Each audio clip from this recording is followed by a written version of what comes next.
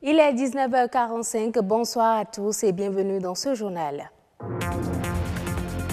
De nouvelles opportunités existent désormais pour les petites et moyennes entreprises, opérateurs économiques et diverses structures ont décrypté la loi de finances 2018. Vous en saurez plus dans cette édition. La répression des motos, on en parle également dans ce journal annoncé depuis un bon moment. Elle a du mal à se faire accepter des Béninois. Quelles sont les dispositions à prendre pour immatriculer sa moto? Réponse dans cette édition. Et puis, les acteurs culturels se sont donné rendez-vous à Abidjan pour la 25e édition du Massa, un festival des arts et de la culture. À suivre les images avec Ulvaïus Balogun, notre envoyé spécial en Côte d'Ivoire. Des structures sous tutelle du ministère des Petites et Moyennes Entreprises et du ministère de l'Économie et des Finances face aux opérateurs économiques. Objectif, présenter les innovations de la loi de finances gestion 2018 et les niches d'opportunités pour les petites et moyennes entreprises. Compte rendu Alexis Segbeimon, Rokakweno. Reconnus comme vecteurs de création d'emplois et de croissance économique, les petites et moyennes entreprises représentent 98% du tissu économique béninois. Mais elles peinent à assumer convenablement leurs fonctions.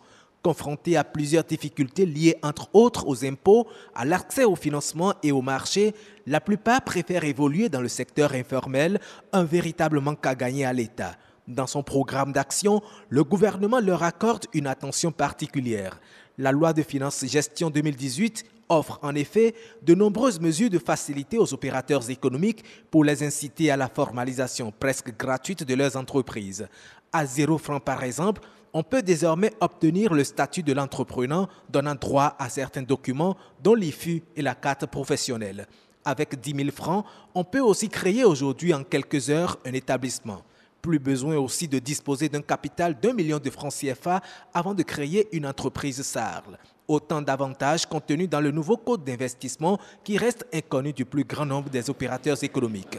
Au titre des taxes de douane et de la fiscalité intérieure, des allègements et exonérations sont accordés à plusieurs produits, matériels informatiques et roulants. À travers cette séance d'information et d'échange animée par plusieurs responsables des structures en charge des petites et moyennes entreprises et de l'économie et des finances, ces opérateurs économiques créateurs de richesses sont invités à s'approprier le contenu de la loi de finances gestion 2018 afin de profiter des niches d'opportunités dont elle regorge. Le Bénin est bien décidé à devenir une plaque tournante du numérique dans la sous-région. Un réseau des ministres francophones du numérique avait déjà été mis en place. Cette fois, ils réfléchissent aux nouveaux usages numériques et leur impact sur l'écosystème béninois. Rodrigue Babagweto nous en fait le compte-rendu. L'évolution de la technologie à une vitesse démesurée est bien aujourd'hui un secret de polichinelle. L'économie numérique multiplie ses avancées dans la vie des Béninois et bouleverse les pratiques. Cet atelier vise essentiellement à transformer la vie des Béninois et des entreprises béninoises grâce à une économie de référence. Pour revenir à la thématique qui a été choisie, donc à savoir les usages et l'impact sur l'écosystème du Bénin, aujourd'hui c'est 163 milliards de données qu'on collecte aujourd'hui, donc c'est une mine d'or qu'on devrait pouvoir exploiter. Et aujourd'hui, il était temps qu'on s'assoie pour revoir un peu la stratégie au niveau des usages, parce qu'on produit beaucoup de données. C'est comme la matière première. Aujourd'hui, on produit énormément de matières premières en Afrique, et cette matière première est exportée pour nous revenir plus cher. Et nos données, si nous ne les maintenons pas dans notre continent et les transformer dans notre continent, ça va nous échapper comme les matières premières nous ont échappé. L'objectif est clair, le Bénin ne doit pas rater le train de la transformation digitale. Les usages consistent à utiliser des données, mais aussi à fabriquer de nouveaux équipements pour rendre plus facile la vie. Mais comment peuvent-ils impacter l'écosystème béninois? Le numérique peut générer un nombre très important d'emplois au Bénin. Et d'ailleurs, il y a un objectif de 90 000 emplois de mémoire qui doit être créé dans ce secteur d'activité.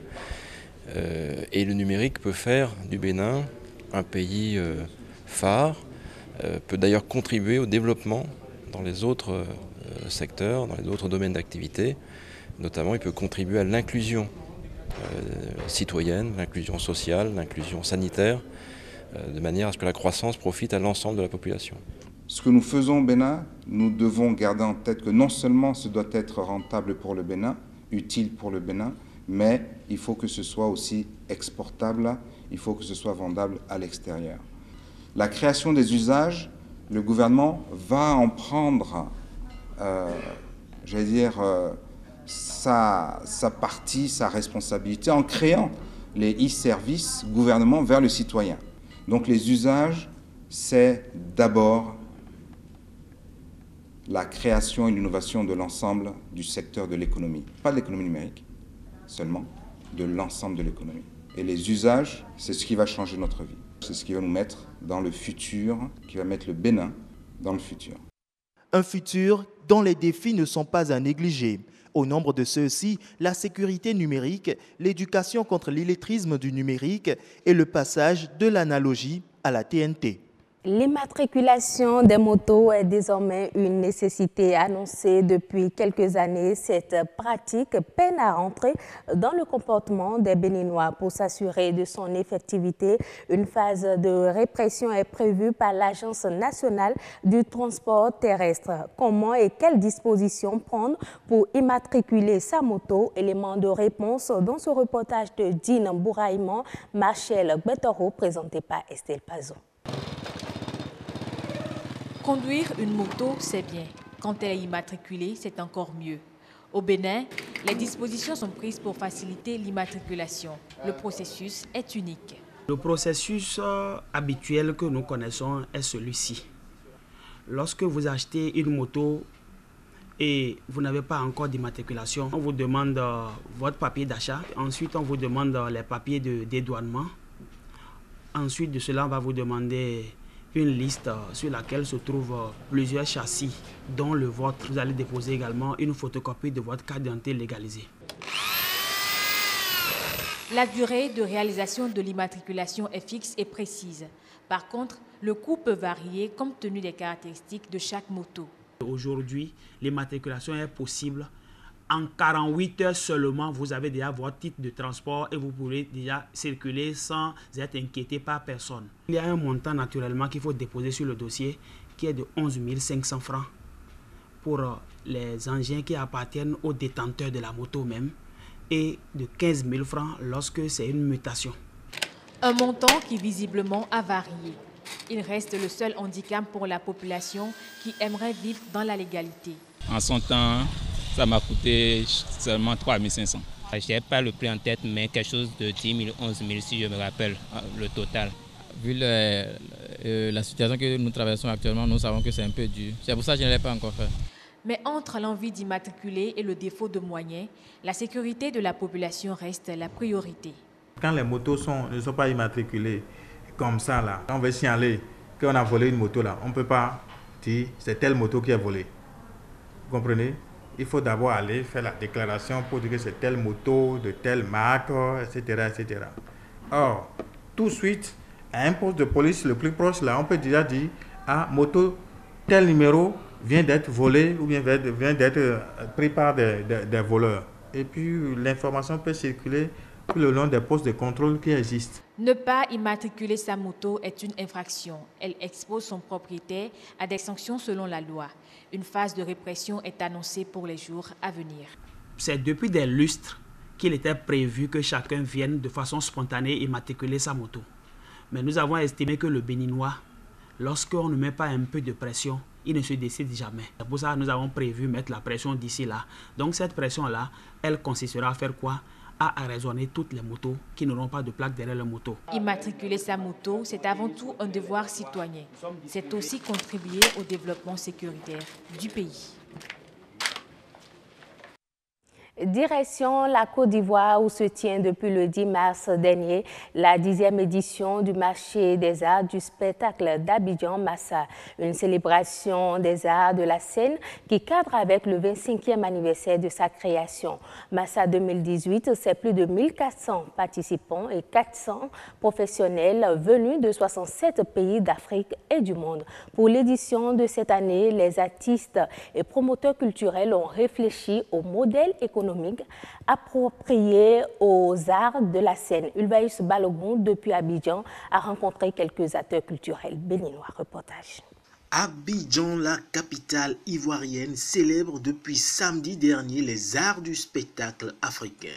Le Massa, un rendez-vous devenu incontournable, tant aujourd'hui la problématique de la survie des arts de la scène devient un enjeu.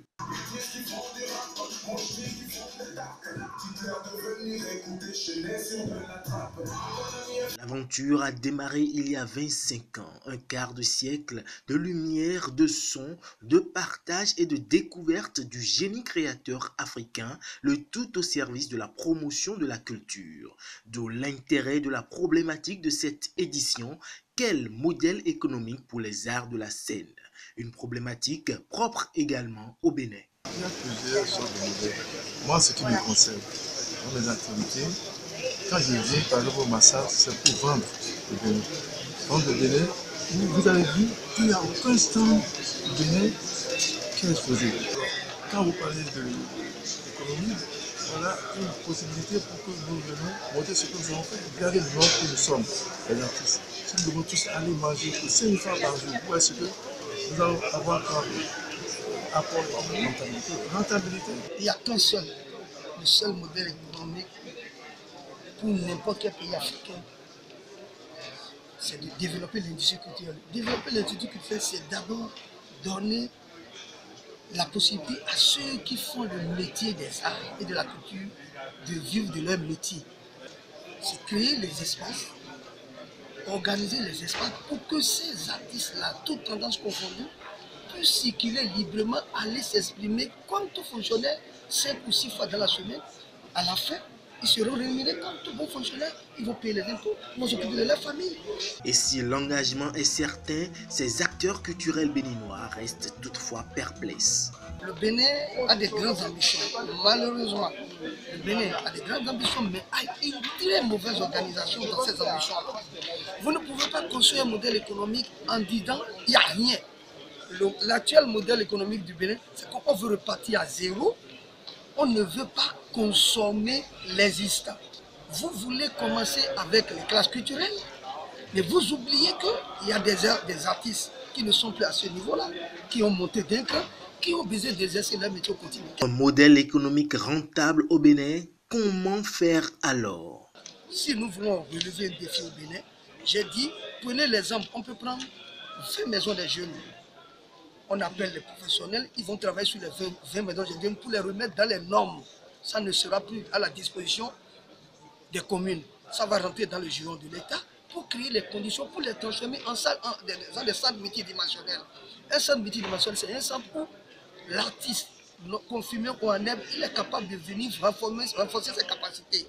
Le Bénin peut réussir en développant, en améliorant les conditions de ces besoins de jeunes-là, pour permettre à l'existant de commencer par se dérouler. On dit c'est 3 objectifs, un statut juridique, un cahier de charges, les moyens. Les moyens, ce n'est pas l'argent le premier élément. Si les artistes ne sont pas capables de se réveiller le matin pour aller exercer leur métier, ils ne seront jamais heureux. La viabilité des arts de la scène devient alors un enjeu national face, entre autres, à l'arrivée du numérique, dans un contexte où l'organisation des festivals n'est plus l'apanage d'une économie de la culture. Fin de ce journal, merci de l'avoir suivi. À bientôt.